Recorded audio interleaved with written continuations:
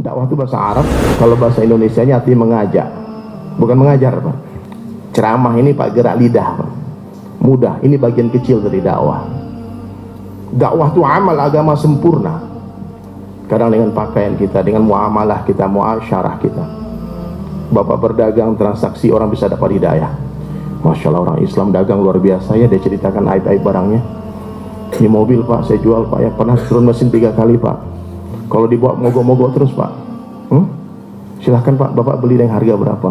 Nah itu cara berdagang orang Islam. Tapi kalau mobil Bapak pernah turun mesin, pernah tabrakan, nggak diberitahu, itu hasil transaksi jual beli muamalahnya haram. Mimman da'a ilallah wa amila salihan, dan dia beramal saleh, wa qala innani minal muslimin, dan dia berkata aku orang Islam. Pak, saya orang Islam biasa Pak. Kalau antum tanya apa ormasnya dari kecil, saya orang Padang. Di Padang itu Muhammadiyah. Saya ngertinya fikihnya itu Muhammadiyah. Tapi nggak apa-apa. Orang NU saudara kita, orang NW saudara kita. Lihat kebaikan, jangan lihat keburukan. Nggak ada satupun yang sempurna di dunia. Siapa yang sempurna di sini Pak? Pergerakan mana yang sempurna? Tolong berdiri di sini Pak. Jelaskan pergerakannya. Nggak ada yang sempurna hari ini. Kita terpisah 1400 tahun dari Rasulullah SAW.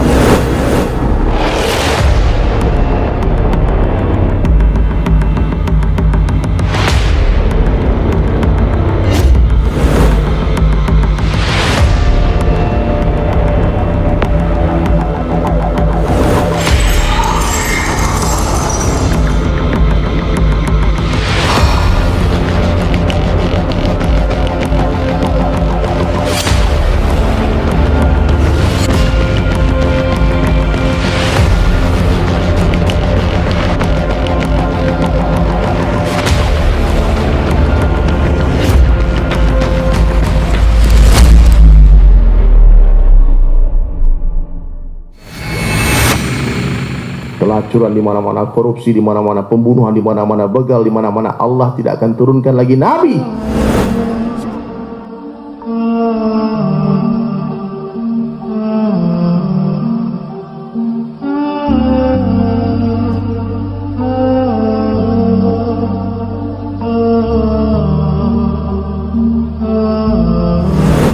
Harus perbaiki keadaan itu seluruh orang yang mengaku sebagai umatnya Rasulullah SAW, baik dia ulama ataupun dia orang biasa, baik dia ustadz ataupun dia orang biasa saja, dia tidak tahu apa-apa, baik dia pedagang, petani, presiden, gubernur, bupati, semua mesti buat usaha dakwah, semuanya mesti bekerja sama dalam dakwah. Tidak bisa orang berilmu saja yang berdakwah, semua kita mesti berjamaah. Kalau kita bersatu dalam dakwah, hadirin mulia, apapun organisasinya, apapun kelompoknya, apapun mahzabnya, apapun kajiannya, bersatu berkasih sayang dalam dakwah, selesai masalah umat. Apapun partainya, semuanya, terserah. Apapun sukunya,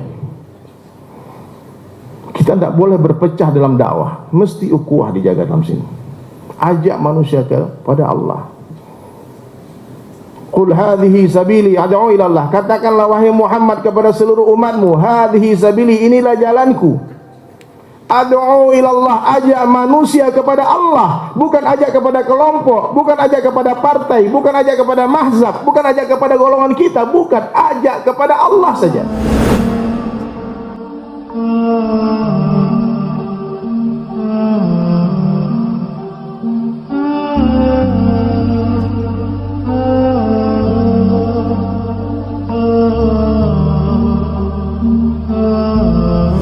Jadi hadirin mulia, dijelaskan di dalam Al-Quran, kita mesti berbangga kepada nisbat satu Islam.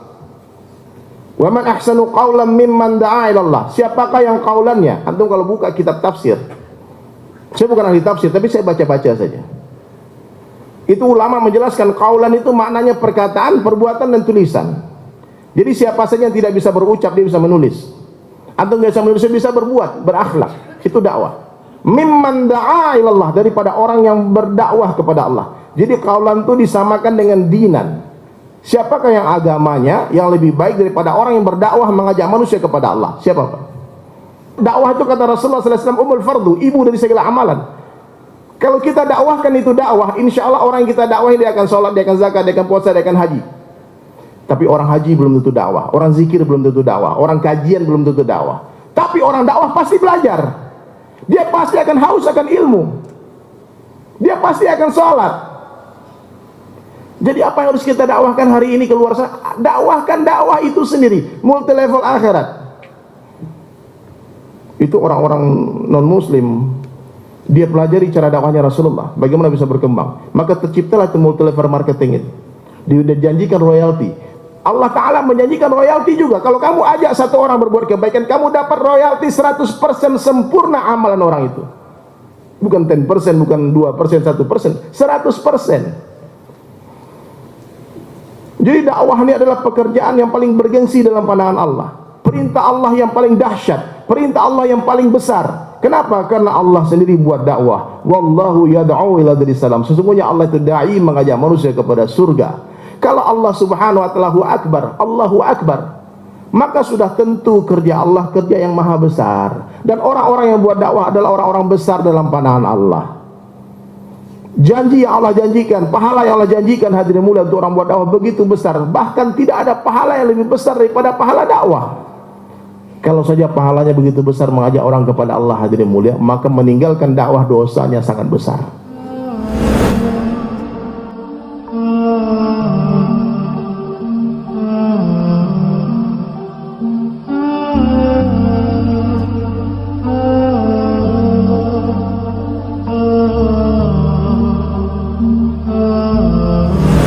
Dakwah itu bahasa Arab, kalau bahasa Indonesianya artinya mengajak, bukan mengajar, Pak. Ceramah ini Pak gerak lidah, Pak. Mudah, ini bagian kecil dari dakwah. Dakwah itu amal agama sempurna. Kadang dengan pakaian kita, dengan muamalah kita, muasyarah kita. Bapak berdagang, transaksi, orang bisa dapat hidayah. Masya Allah, orang Islam dagang luar biasa ya, dia ceritakan aib-aib barangnya. Ini mobil Pak, saya jual Pak ya, pernah turun mesin 3 kali Pak. Kalau dibawa mogok-mogok terus Pak. Silahkan Pak, Bapak beli dengan harga berapa. Nah itu cara berdagang orang Islam. Tapi kalau mobil Bapak pernah turun mesin, pernah tabrakan, nggak diberitahu, itu hasil transaksi jual beli muamalahnya haram. Gitu. Mimman da'a ilallah wa amila salihan, dan dia beramal saleh. Wa qala innani minal muslimin, dan dia berkata aku orang Islam. Pak, saya orang Islam biasa Pak. Kalau antum tanya apa ormasnya dari kecil, saya orang Padang. Di Padang itu Muhammadiyah. Saya ngertinya fikihnya itu Muhammadiyah. Tapi nggak apa-apa.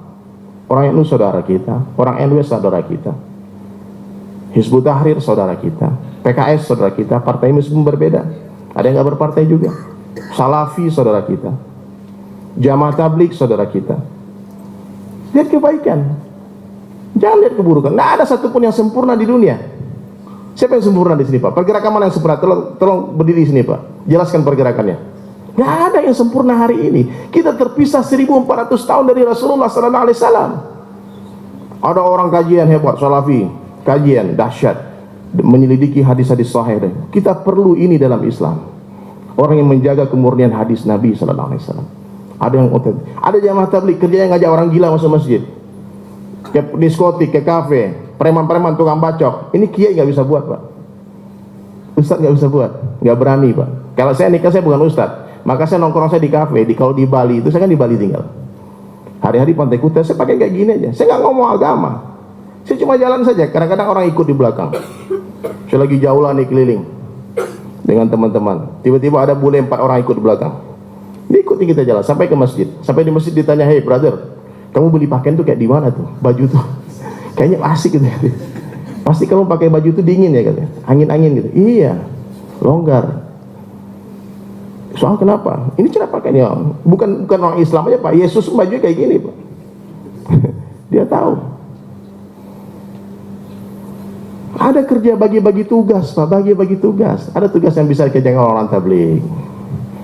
Datang ke rumah. Berani Pak? Ketuk rumah orang Pak? Nggak berani Pak. Orang tabligh setinggi apapun tiang rumah orang Pak. Setinggi apapun pagarnya dia gedor Pak. Assalamualaikum. Keluar orangnya. Apa kamu? Assalamualaikum Pak, maaf Pak, kita saudara Pak, karena kalimat la ilaha illallah Pak. Wah, udah, sunnah ya Allah, makasih ya Allah, makasih. Ya Allah hidayah, ya Allah hidayah. Itu tabligh spesialnya. Anti tanya hadis nggak ngerti mereka, kecuali ulama-ulamanya. Karena mereka kelebihannya di sana. Dia carikan guru, kalau kata apa? guru kita Ustaz Nuruddin Al-Banjari di Bogor.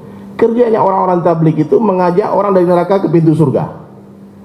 Kerjanya para ulama, orang-orang ahli ilmu mendorong orang dari pintu surga ke dalam surga. Pak, kerjasama Pak ya. Jangan antum lagi selalu menyalahkan kamu ngapain keluar-keluar. Kalau antum nggak bisa keluar seperti orang tabligh, bantu orang keluar minimal dengan doa. Ini dakwah Pak. Dakwah itu bisa dibuat dengan segala cara. Profesi kita, orang kantoran dakwah di kantor, petani dakwah di sawah, pedagang dakwah di pasar, seniman-seniman dakwah dengan karya-karya positifnya. Jangan dihujat juga Pak. Nggak semua orang bisa bernyanyi. Kemarin saya ketemu kawan di Bali, tukang bikin tato. Siapa namanya lupa. Saya posting itu di Facebook. Tukang bikin tato full badannya. Dia mualaf masuk Islam. Saya tanya, kenapa kamu masuk Islam? Dia bilang, saya masuk Islam pertama gara-gara mendengar syair lagunya Tombo Hatinya Mas Opik. Itu syair Pak. Mas Opik yang bikin nadanya, tapi liriknya Sunan Kalijaga yang buat tuh. Ternyata kalau kita berkarya dengan niat untuk hidayah, itu dakwah hati mulia, orang bisa dapat hidayah. Ulama berdakwah dengan dalil-dalilnya, dengan hujahnya. Mujahid berdakwah dengan pedangnya. Muazzin berdakwah dengan azannya. Tukang pijit berdakwah dengan pijitannya. Saya pernah ketemu satu orang tukang pijit refleksi hadir mulia dapat hidayah. Gara-gara apa? Kenapa kamu dapat hidayah? Saya mijitin ustadz itu katanya. Banyak orang saya pijit kalau dia kesakitan dia teriak aduh aduh aduh aduh. Tapi giliran ustadz itu dia kesakitan dia bilang Allah Allah Allah. Saya bilang saya pengen belajar agama habis itu tuh. Setelah itu dia mijit setiap orang dakwah Pak kalau sakit ucap Allah Pak ya. Allah Allah Allah. Dia dakwah dengan pijitannya. Saya punya pengalaman pernah dakwah Pak di Bali, karena waktu itu tidak ada dalil, tidak ada penunjuk jalan. Kita lagi pergi khuruj dakwah.